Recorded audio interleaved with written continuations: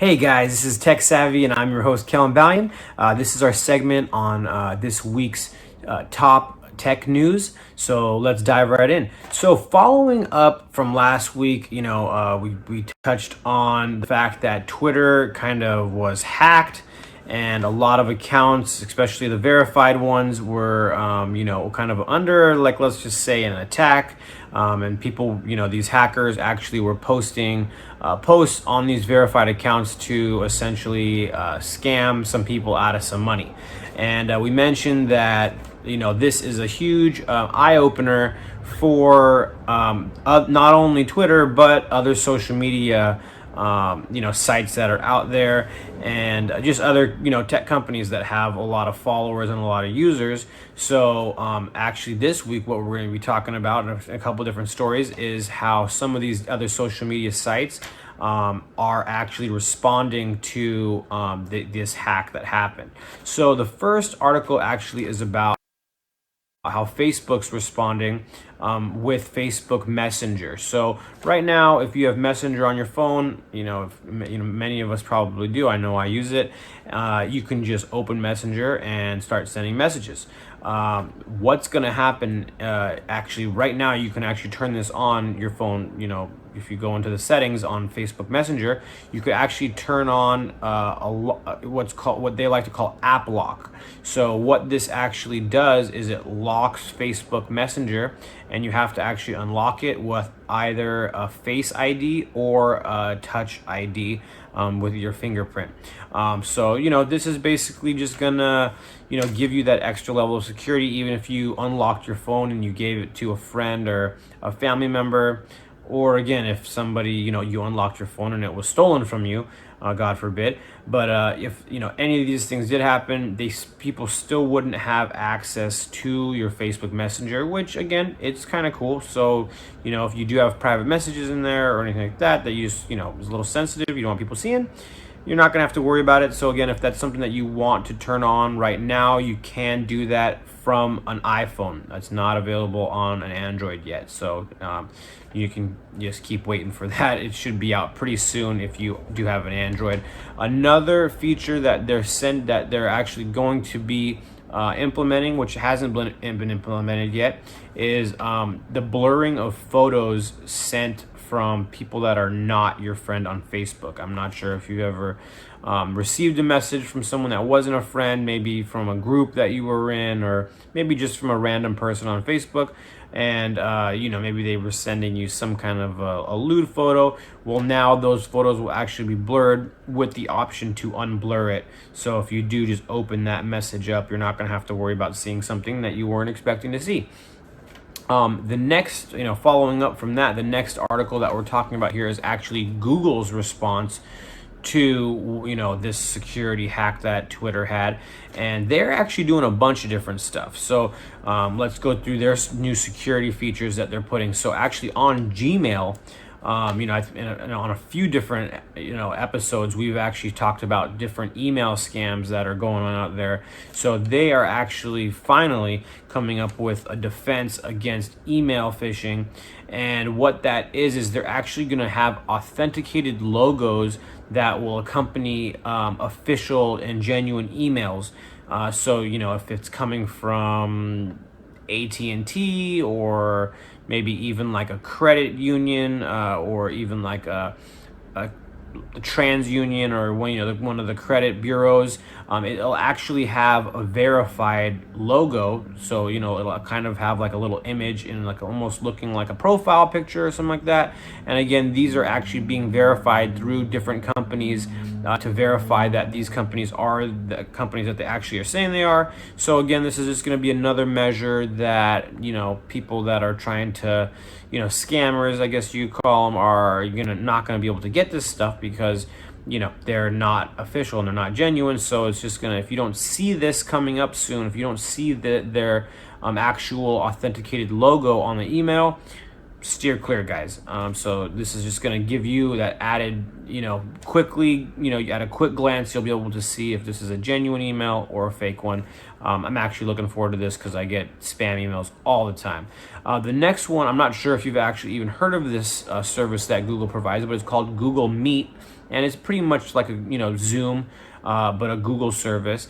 And they're actually adding some new features to that as well, being able to block users, limit functionality. If you've actually already been kicked out of a meeting, they're not going to let you actually request to get back in it. And basically just some security features that the administrator would be able to have, so that you wouldn't be able to access something that they're not gonna be able to just jump in on a meeting anymore. I guess that was actually something that you were able to do, is if you knew the meeting ID, you could just jump right in, and there was no security measures on that. So now they're actually kind of up in that security. Another one is, if you ever use Google Chat, they're actually going to be flagging links that their algorithm tags as it might be malicious. So this is a good thing, because if somebody sends you a random link and it maybe is some kind of I guess it could be like a file that's going to go somewhere, or maybe even some kind of a file that's going to be downloaded to your computer, and now you're going to have like a virus on your computer. It's going to flag these actually, so you'll know to not even click on it, which is just a little bit of extra help that we're all looking for, right? And then the last tool that they're actually, security measure that they're adding to, is actually to the G Suite. So if you're a G Suite admin and you have maybe like a company account, you'll actually be able to block apps from accessing specific data. You'll also be able to manage company-owned devices that are on iOS, as well as you'll get a few different tools to prevent any kind of data loss. So just again, if you're a company and you're using the G Suite to manage your email and different devices, you're going to get these tools that are going to be able to just help you out and get a little bit more security out of it. So now, getting off of security and different privacy settings, the next story is actually about TikTok. With all this news about TikTok possibly getting banned and this and that, these people, I guess you could call them influencers or TikTok stars, whatever you want to call them, they're looking for ways to actually start monetizing their audience. TikTok isn't like YouTube. They don't pay their content creators on there. So the only way to actually make money on TikTok is to get outside sponsorships. So there's actually been a lot of people using sponsored posts on TikTok, but some like 3 of the top TikTok stars, I guess again you could call them that, are actually going off of TikTok to start making some partnerships and making some money. So if you are into TikTok, you probably have heard of some of these people. We're gonna actually discuss 2 of them right now, or I guess maybe 3, but one of them is actually, they're twins. So if you've heard of the D'Amelio sisters, it's Charlie and Dixie. They actually just announced they're creating a makeup line with Morphe, which Morphe has actually done a lot of different makeup lines with, they've collaborated with a whole bunch of different people in the industry that are like wearing makeup, and now they're have a huge following, so that their following would love to do the makeup the same way that they're doing it, so they create their own makeup line, which is awesome. Another one is Addison Rae, and she just announced that she got an exclusive podcast with Spotify, and that she will actually be co-hosting that with none other than her own mother. So if you're a fan of Addison Rae, go check that out on Spotify. It should be coming out in the next couple weeks here.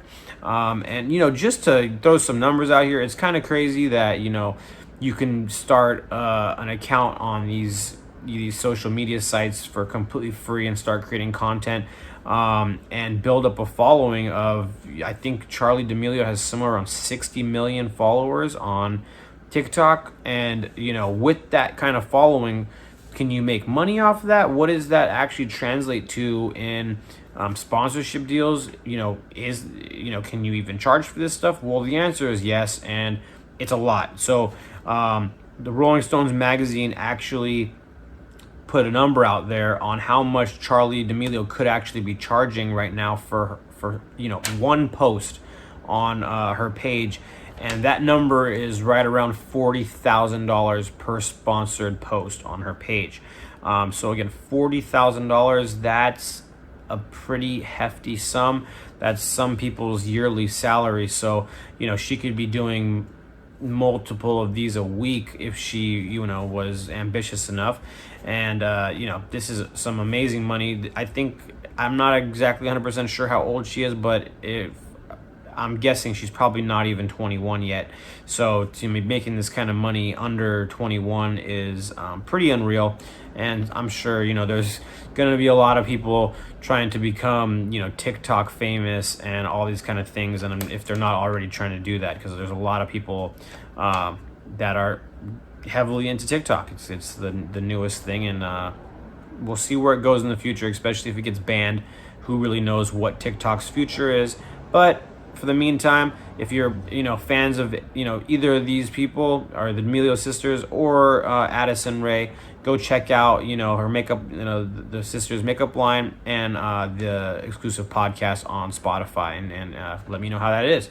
The last article here is about Uber, and they're at it again, buying up different companies. So again, I think it was a couple weeks ago, we talked about how Uber bought up Postmates for about $2.6 billion, making them North America's leading food delivery service. So now they actually just purchased, it's in a completely different avenue, but it's actually called Route Match. And this company was founded in 2020, so it was just founded this year, and basically it sells software to public transit agencies for their data management, dispatching, trip bookings, and ticketing. And essentially, Uber's trying to get into this avenue. They've actually been testing, selling ticketing and selling trip bookings for trains and buses and stuff like that in specific cities that they're testing it in, and they're trying to expand this service because due to COVID, they've actually lost about 80% of their revenue that they were making from ride shares, because ride shares are down tremendously right now, and they've lost 25% of their workforce as far as drivers go for their rideshare service. So this is a pretty big hit for Uber, and they're just trying to dig a little bit deeper and expand their services. So you never know. I mean, in the next future, you might start seeing Uber vans and different kind of Uber, public transportation that will be available to the public, which is kind of exciting. You see, what's going on. Over the past few years, they've been stealing a lot of, I guess you could call it market share from, buses and, taxis and, trams and all this, the Metro Link, and all these different services that have been out there as far as public transportation. So it'll be interesting to see what this new purchase does to the whole public transportation landscape, and just to see, it'll be interesting to see how they come out of this pandemic, and see if they regain back the if the 80% goes back up as far as rideshare demand. So that's it for this week's tech news. Again, this all of our tech shows, Tech Savvy, is sponsored by 400 Marketing. If you guys have any questions, they've got everything from websites to apps to graphic design, logo design, anything with branding and marketing. You can give them a call at the number below here. Give us a call and contact us. They've got a great 10-point revenue checklist that you can run your business through and see how you guys match up. If you are a business owner and you're looking to take advantage or utilize any of these social media sites that we're talking about, G Suite, TikTok, any of these, Facebook, all these different social media tools, We'd love to talk to you and answer any questions that you have. Other than that, again, my name is Kelin Bowden. You can catch me on Facebook and Instagram, and I'd love to answer any questions and connect with all of our followers here. If you guys haven't already, download the Togetherness Media app on iPhone or an Android device. You can find them on both stores. If you haven't already downloaded that, there's just a bunch of cool tools on there that you'll be able to utilize, as well as just being, keeping up to date and having, one-touch access to everything that Togetherness Media offers. Other than that, guys, hope you have a great weekend. I will talk to you soon. Have a great one. Bye.